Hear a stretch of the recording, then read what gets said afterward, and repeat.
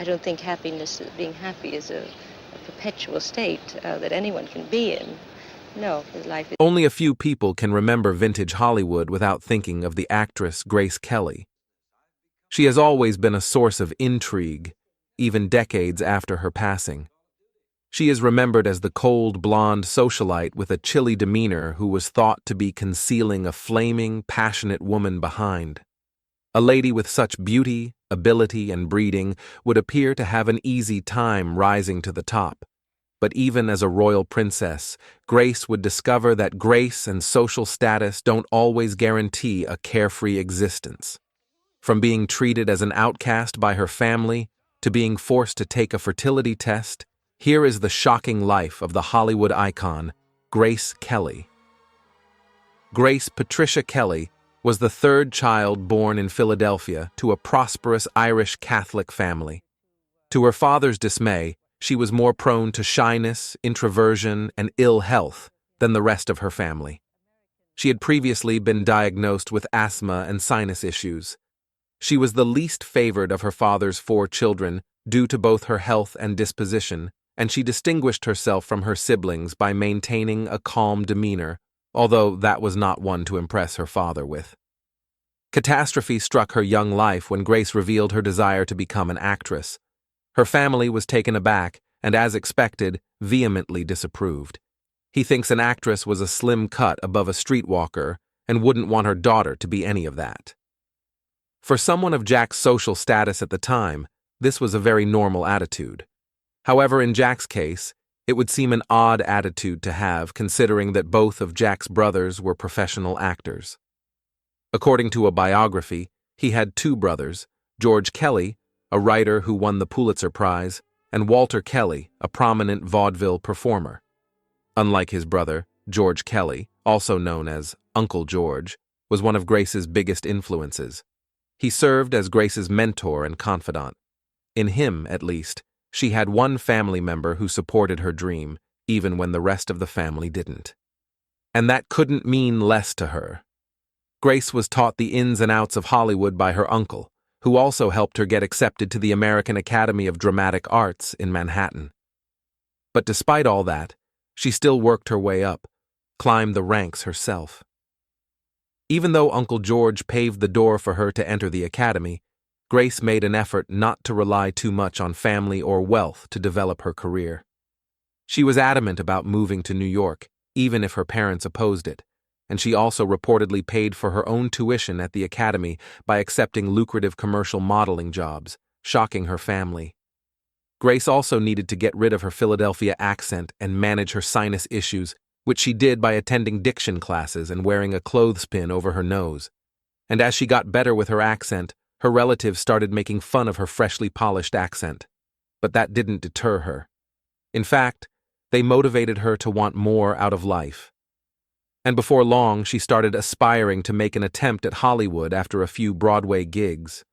When visiting auditions, she paid close attention to how she looked, dressed modestly and ladylike, even donning white gloves, which is exceedingly rare in the Hollywood industry. But it worked. Directors loved her presentation. And her big break came when Gary Cooper saw her in her first movie, 14 Hours. After seeing her in action, Cooper had her cast as his wife in his most recent movie back then, High Noon. And this started her on the path to fame. After High Noon, she co-starred with Clark Gable in Mogambo, another significant motion film that capped her rise into Hollywood fame. She subsequently received the Best Actress Academy Award for her work in The Country Girl. But with more fame comes more craziness in her personal life. And it all started with director Alfred Hitchcock, who was infamous for having a predilection for exquisite blondes. But I guess something was wrong with Grace's love life, or wasn't there? She clearly preferred older guys, and she seemed to have a certain kind when it came to her love preferences. Given her troubled connection with her own father, a psychologist may conclude that Grace might have been subconsciously looking for a father-like treatment. She was often portrayed as a love interest of guys who were typically much older than she was, which certainly didn't help. This predilection began when she was still attending the academy. She allegedly had a 2-year relationship with Don Richardson, one of her professors, according to Vanity Fair. Richardson was not only Grace's elder by 11 years, but also a Jew, which greatly incensed her extremely anti-Semitic father. The relationship came to an end due to family pressure. It was said that she often had relationships with older, sometimes married male co-stars. Major performers like Ray Milland, 22 years older, Clark Gable, 28 years older, Bing Crosby, 26 years older, and Frank Sinatra, 14 years older, have all been said to have been romantically involved with her. She formally dated Prince Ali Khan, and she became very close to marrying Oleg Cassini, a fashion designer. Her love letters to Cassini were discovered and printed by Harper's Bazaar many years after her death. Her preference for older men may have raised eyebrows in her time, but it was not uncommon for women of her era to seek out older, more established men as partners. The allure of a sophisticated, worldly man who could provide for and protect his partner was a strong one, and she was no exception. But her craziest and most interesting love life is about to come. And when it came with a royal entourage. Grace met her future husband, Prince Rainier III of Monaco, at the Cannes Festival while promoting To Catch a Thief.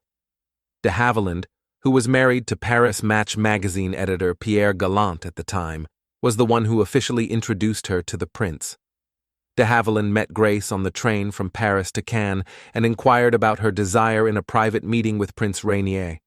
De Havilland recalled in an interview with People many years later, on first encounter as a rather reserved, self-possessed, well-brought-up young woman. Grace consented to see the prince after gaining MGM's approval. Following their first encounter, the two began communicating, which eventually led to their engagement. She had fallen in love with the prince while shooting The Swan, in which she portrayed a young princess getting ready to marry a European monarch. But being a princess was always difficult, and it was no exception for Grace. It turned out that being a princess wasn't all about enticing princes, majestic castles, and chariots driven by horses. The real Grace Kelly's journey to becoming a princess was everything from idyllic. She would first need to give up her acting profession and her citizenship in the United States to even get started. She had no option, so she gave it anyway. Next, in order for her to enjoy the pleasure of marrying a prince, Prince Rainier insisted on getting a dowry since money was an issue for Monaco at the time. There was a $2 million asking price. Despite having the money, Jack Kelly was not happy about having to pay for his gorgeous, well-known daughter's wedding. However, the possibility of having a royal daughter and all the advantages was too appealing to refuse. Jack and Grace decided to split the dowry 50-50. Finally, Grace was required to take a fertility test to demonstrate her ability to produce children. An intrusive and unpleasant medical operation is the epitome of the phrase fairy tale. However, this test was really conducted for a purpose. Monaco was still bound by a 1918 agreement with France that stated that the principality would be transferred to French control if Monaco had no successor. Even though she would have found the fertility test unpleasant, it was crucial for the royal family. Therefore, Grace decided to proceed with the test, presumably realizing how far she had already gone. The marriage could continue if it was determined that her womb was fertile, and you can already guess the result as the couple later gave birth to Princess Caroline, Prince Albert, and Princess Stephanie. But their marriage wasn't just a smoothly sailing, though. Even if Prince Rainier had a personal incentive to marry a stunning movie star, it didn't imply that he had any regard for the acting industry. Monaco benefited significantly and financially from Grace Kelly's Hollywood stardom, although Rainier disapproved of her prior occupation. He thought that was a lowly occupation, especially for a princess of the realm, and reportedly banned all of his wife's films in Monaco out of fear that they would damage the reputation of the royal family. He seemed to agree with her father that acting was becoming too frequent and mean. Grace was willing to give up her job to become a princess, but she still missed acting and hoped she could go back to it. She made a hesitant attempt to make a return in 1962. She was going to agree to play the lead in the next Marnie movie by Alfred Hitchcock. However, Monica saw a massive protest from the populace following the decision. Additionally, it wasn't only that she would resume acting. No, Hitchcock's film's main character was a crook. The idea of their exquisite, beautiful princess portraying an ordinary thief made the people of Monaco cringe.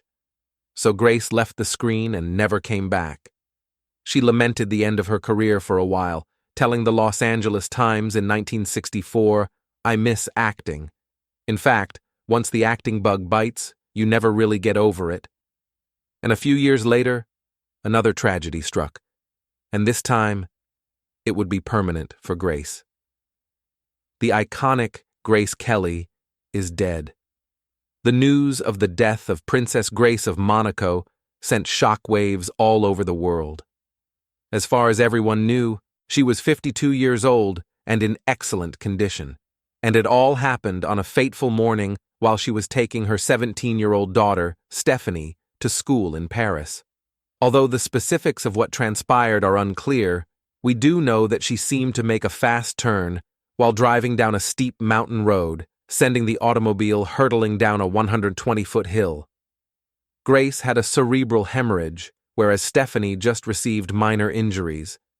She would pass away on September 14, 1982, at Monaco Hospital, subsequently known as Princess Grace Hospital Center. Princess Caroline, Grace's oldest child, stepped forward to fill Grace's position in the royal family.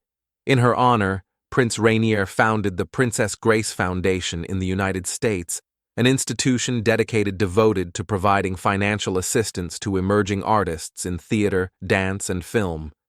Prince Rainier never remarried. He was buried beside Grace after his death in 2005. Grace Kelly's meteoric rise to fame and the tragic end serves as a reminder that even those with seemingly perfect lives can face unimaginable struggles. But Grace's legacy lives on through her timeless performances and the impact she had on the world of film. Her grace, elegance, and undeniable talent continue to inspire generations of actors and artists. If you enjoyed this one, there's a good chance you'll enjoy the next one showing on your screen right now. See there, and remember to subscribe to the channel and turn on the notification icon if you'd love to learn more about the fascinating lives of historical cultural icons.